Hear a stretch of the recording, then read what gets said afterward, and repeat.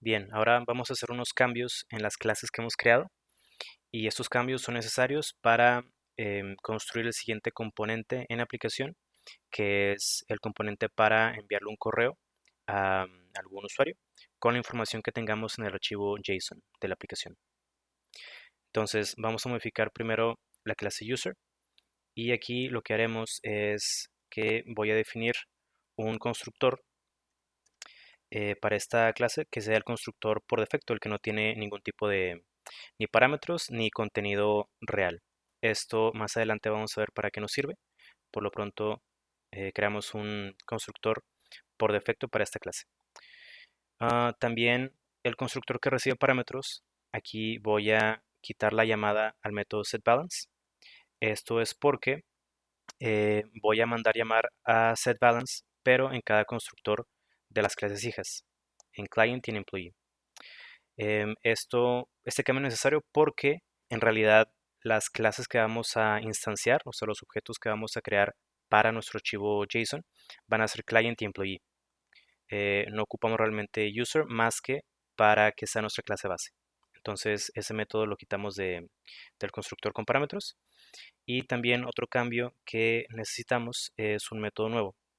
Entonces, aquí después del constructor con parámetros, voy a crear un método am, para obtener la propiedad de register date. Register date es protegida, entonces solamente las clases hijas y esta clase tienen acceso a esta propiedad, pero igual para el componente del envío del correo necesito obtener el register date de mi clase user. Entonces voy a crear un método que sea público, que sea tipo datetime y que se llame get register date. ¿Ok? Y aquí este método simplemente va a devolver la llamada o más bien va a devolver al atributo de register date. Entonces simplemente puedo llamar al atributo o la propiedad. Y el último cambio en esta clase va a ser en el método showData. Aquí además de toda la información que ya mostramos, también voy a querer mostrar la información del ID. Entonces voy a poner ID, dos puntos, y mando llamar al atributo de ID y una coma por aquí. De manera que showData se trae la información de las 5 propiedades de la clase. Ahora en client, la clase hija de user, voy también a generar un constructor por defecto, solamente en la llamada public client, y este constructor no recibe parámetros y tampoco tiene en sí una implementación en el cuerpo. Y después, aquí en el constructor que recibe todos los parámetros, voy a hacer la llamada a setBalance, enviando obviamente como parámetro al parámetro del constructor que es balance. Si en este caso ya quité la llamada setBalance desde el constructor con parámetros de la clase padre, entonces lo mando a llamar en el constructor de la clase hija, pero la llamada la hago después de que asigno de forma exitosa el valor correcto para la propiedad de tax regime. Y para la otra clase hija, la de employee, hago exactamente lo mismo. Voy a definir un constructor por defecto para esta clase y también voy a, dentro del constructor que sí recibe parámetros, voy a hacer la llamada a setBalance y aquí de nueva cuenta la hago después de la asignación del atributo o de la propiedad de esta clase. This department es igual a department y luego hago la llamada setBalance. Entonces aquí como ya hago la asignación de la propiedad de esta clase y luego mando llamar a setBalance, dentro de setBalance para esta clase en particular ya no ocuparía esta condición.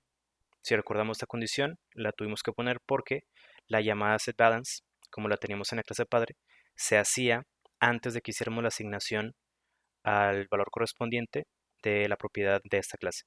Entonces, ya que hago este cambio, puedo quitar esa condición dentro del método sobrescrito setBalance y mi método puede quedar de esta forma. Y por último, también voy a modificar la clase de storage aquí en el método user porque en esta línea de código, cuando creo la lista de usuarios, al deserializar la información del archivo JSON hacia una lista tipo user, esto no es en sí correcto porque como mencioné al principio del video, vamos a trabajar solamente con instancias de client y employee. No vamos a crear objetos tipo user. Entonces, si a la información del archivo JSON yo la convierto a listas de objetos tipo user, voy a perder las propiedades de tax regime y de employee de los objetos que sean de este tipo en mi archivo JSON. Entonces aquí el cambio sería modificar esta deserialización para que sea una lista de objetos, pero objetos que simplemente sean tipo object. ¿Okay? Un objeto es un objeto, literalmente cualquier tipo de objeto. Entonces hago ese cambio. Y acá también list users, aquí si es nulo, pues simplemente es una nueva lista de objetos tipo object.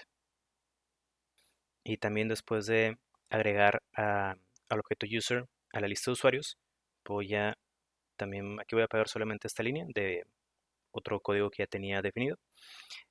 Voy a crear este objeto llamado settings, que viene de la clase JSON Serializer Settings, igual de el paquete de Newtonsoft. Y esto es para definir ciertas propiedades hacia nuestro proceso de serialización. Entonces, esta clase lo que va a definir es una propiedad para que la información en nuestro archivo JSON esté indentada, o sea que el formato sea un poquito más legible. Entonces defino a este objeto settings y lo voy a proporcionar al método de serializeObject. Aquí lo que voy a realizar es la lista de usuarios y voy a pasar al objeto settings. Y para ver cómo sería este cambio, voy a abrir el archivo user.json que tengo actualmente. Y vamos a ver que este archivo pues simplemente es un archivo JSON, pero no tiene un formato tan legible, ¿no? Entonces esto lo voy a eliminar y voy a generarlo una nueva cuenta. Entonces aquí defino a mis dos objetos, uno tipo client, uno tipo employee. Aquí voy a quitar los métodos balance y en lugar de hacer esto de show data, simplemente voy a hacer lo siguiente para agregar los objetos a mi archivo. Aquí simplemente hago dos llamadas al método addUser de la clase storage, enviando al objeto James y al objeto Pedro. Entonces en la terminal, aquí voy a ejecutar la aplicación, que no debería mostrarme nada en la terminal, simplemente debería generar el nuevo archivo JSON. Entonces aquí me voy a ir a Bank, ah, al proyecto Bank Console y voy a correr la aplicación. Que termina de ejecutarse y como mencioné no hay nada en la consola, pero si me voy a el archivo user.json y lo abro, voy a ver que la información ahora aparece indentada. ¿Okay? Y cada clase hija conserva su propiedad que es única de esa clase. Aquí tenemos a tax regime y acá tenemos a department.